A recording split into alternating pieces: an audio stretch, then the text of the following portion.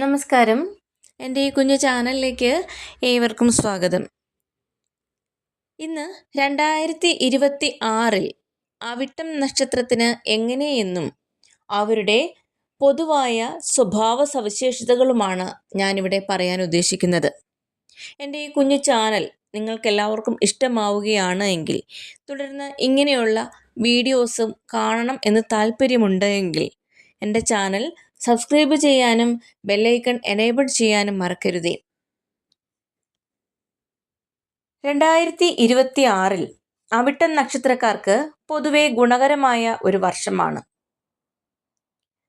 2026 അവിട്ടം നക്ഷത്രത്തിന് എങ്ങനെ എന്നും ഇവരുടെ പൊതുവായ ഗുണങ്ങളുമാണ് ഞാൻ ഇനി പറയുന്നത്. അവിട്ടം നക്ഷത്രത്തിൻ്റെ പൊതുവായ സവിശേഷതകൾ ഇവയൊക്കെയാണ്. അവിട്ടം നക്ഷത്രം ചൊവ്വ അധിപനായ നക്ഷത്രമാണ്. മകരം, കുംഭം എന്നീ 2 രാശികളിലായാണ് ഈ നക്ഷത്രം വരുന്നത്. സ്വഭാവം കൊണ്ട് വളരെ ഊർജ്ജസ്വലരും ആത്മവിശ്വാസമുള്ളവരുമായിരിക്കും അവിട്ടം നക്ഷത്രക്കാർ. ഏത് കാര്യവും പെട്ടെന്ന് ചെയ്തു തീർക്കാനുള്ള കഴിവ് ഇവർക്കുണ്ട്. സ്വാഭാവികമായ നേതൃപാടവം ഇവരുടെ പ്രത്യേകതയാണ്. മറ്റുള്ളവരെ നയിക്കാനും കൃത്യമായ തീരുമാനങ്ങൾ എടുക്കാനും ഇവർ മിടുക്കരായിരിക്കും. സംഗീതവും നൃത്തവും ഒക്കെ ഇവർക്ക് ഭയങ്കര ഇഷ്ടമുള്ള ഒരു കാര്യമാണ്. അവിട്ടം നക്ഷത്രത്തിൻ്റെ ഒരു പ്രധാന ഘടകമാണ് താളം. സംഗീതത്തിലും മറ്റു കലകളിലും ഇവർക്ക് താല്പര്യം കൂടുതലായിരിക്കും. അവിട്ടം എന്നാൽ ഏറ്റവും ധനികൻ എന്നു കൂടി അർത്ഥമുണ്ട്. കഠിന അധ്വാനത്തിലൂടെ സമ്പത്തും പ്രശസ്തിയും നേടാൻ ഇവർക്ക് യോഗമുണ്ട്. ചിലപ്പോൾ അമിതമായ ദേഷ്യവും താൻ പിടിച്ച മുയലിന് കൊമ്പ് 3 എന്ന വാശിയും ഇവർക്ക് കണ്ടേക്കാം. 2026 അവിട്ട നക്ഷത്രക്കാർക്ക് മാറ്റങ്ങളുടെയും പുരോഗതിയുടെയും വർഷമായിരിക്കും. ഔദ്യോഗിക രംഗത്ത് വലിയ മാറ്റങ്ങൾ പ്രതീക്ഷിക്കാം. പുതിയ പദവികൾ ലഭിക്കാനും രാഷ്ട്രീയത്തിലോ പൊതുരംഗത്തോ ഉള്ളവർക്ക് സ്വാധീനം വർദ്ധിക്കാനും സാധ്യതയുണ്ട്. ജോലിയിൽ സ്ഥാനക്കയറ്റത്തിന് അനുകൂലമായ സമയമാണ്. സാമ്പത്തികമായി മികച്ച വർഷമായിരിക്കും 2026. പുതിയ വരുമാന സ്രോതസ്സുകൾ കണ്ടെത്താൻ സാധിക്കുമെങ്കിലും ഊഹക്കച്ചവടങ്ങളിലും റിസ്ക്കുള്ള നിക്ഷേപങ്ങളിലും ജാഗ്രത പാലിക്കുന്നത് എന്തുകൊണ്ടും നല്ലതാണ്. കുടുംബത്തിൽ സമാധാനവും സന്തോഷവും നിലനിൽക്കും. വിവാഹ ആലോചനകളിൽ പുരോഗതി ഉണ്ടാകും.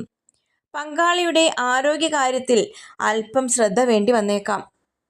പൊതുവെ നല്ല ആരോഗ്യമാണെങ്കിലും പഴയകാല രോഗങ്ങൾ അലട്ടാൻ സാധ്യതയുള്ളതിനാൽ കൃത്യമായ പരിശോധനകൾ നടത്തുന്നത് ഉചിതമാണ്. ഫെബ്രുവരി മാസം അല്പം ജാഗ്രത പാലിക്കുക. ദേവീഭജനവും ചൊവ്വാഴ്ചകളിൽ ചൊവ്വയെ പ്രീതിപ്പെടുത്തുന്ന കർമ്മങ്ങളും ചെയ്യുന്നത് തടസ്സങ്ങൾ മാറാൻ സഹായിക്കും. കടുന്നീല, ചുവപ്പ് എന്നീ നിറങ്ങളിലുള്ള വസ്ത്രങ്ങൾ ധരിക്കുന്നത് ഗുണകരമായി കരുതപ്പെടുന്നു. അവിട്ടം നക്ഷത്രത്തിന്റെ പാദം 1, 2 മകരക്കൂറും 3, 4 കുംഭക്കൂറുമാണ്. അവിട്ടം നക്ഷത്രത്തിന്റെ അധിപദേവത എന്നത് അഷ്ടവസുക്കളാണ്. പ്രകൃതിയുടെ വിവിധ ഭാവങ്ങളെ പ്രതിനിധീകരിക്കുന്ന 8 ദേവന്മാരാണ് അഷ്ടവസുക്കൾ. അഷ്ടവസുക്കളെ പറ്റിയും അവയുടെ അർത്ഥവും ഞാൻ വിവരിച്ചു തരാം. അഷ്ടവസുക്കൾ എന്നാൽ സമൃദ്ധിയുടെ 8 ദേവന്മാർ എന്നാണ് അർത്ഥം. പ്രപഞ്ചത്തിലെ പ്രധാനപ്പെട്ട 8 ഘടകങ്ങളെയാണ് ഇവർ സൂചിപ്പിക്കുന്നത്. ഒന്നാമതായി ധരൻ. ധരൻ എന്നാൽ ഭൂമിയാണ്. 2 അനലൻ, അഗ്നിയെ സൂചിപ്പിക്കുന്നു. അനിലൻ, വായുവിനെ സൂചിപ്പിക്കുന്നു. ആപൻ, ജലമാണ്. പ്രത്യുഷൻ അല്ലെങ്കിൽ പ്രഭാതം, വെളിച്ചം അല്ലെങ്കിൽ പ്രഭാതം പൊട്ടിവിടുന്ന പുലർക്കാലം. അങ്ങനെ പ്രഭാസൻ എന്നാൽ ആകാശം അല്ലെങ്കിൽ നക്ഷത്രങ്ങളാണ്. സോമൻ എന്നാൽ ചന്ദ്രനാണ്. 8ാമതായി ധ്രുവനാണ്. നക്ഷത്ര രൂപത്തിലുള്ള നിശ്ചലാവസ്ഥയാണ് അത്. ഐശ്വര്യം കൊണ്ട് അഷ്ടവസുക്കളുടെ അനുഗ്രഹമുള്ളതിനാൽ അവിട്ട നക്ഷത്രക്കാർക്ക് ജീവിതത്തിൽ ഭൗതികമായ നേട്ടങ്ങളും സമ്പത്തും എളുപ്പത്തിൽ കൈവരുമെന്നാണ് വിശ്വാസം. പ്രകൃതിയുടെ 8 ശക്തികളുടെ സ്വാധീനം ഉള്ളതുകൊണ്ട് തന്നെ ഇവർക്ക് ഒന്നിലധികം കാര്യങ്ങളിൽ ഒരേ സമയം വൈദഗ്ധ്യം കാണിക്കാൻ സാധിക്കും. അഷ്ടവസുക്കൾക്ക് സംഗീതവുമായി അടുത്ത ബന്ധമുള്ളതിനാൽ അവിട്ട നക്ഷത്രക്കാർക്ക് താളാത്മകമായ കഴിവുകൾ ഉണ്ടായിരിക്കുന്നതാണ്. അഷ്ടവസുക്കൾ പ്രധാന ദേവതയാണെങ്കിലും അവിട്ടം നക്ഷത്രത്തിന്റെ ഗ്രഹ അധിപൻ ചൊവ്വയായതുകൊണ്ട് താഴെ പറയുന്ന അല്ലെങ്കിൽ ഇനി പറയുന്ന ദേവതകളെ ആരാധിക്കുന്നത് അത്യുത്തമമാണ്.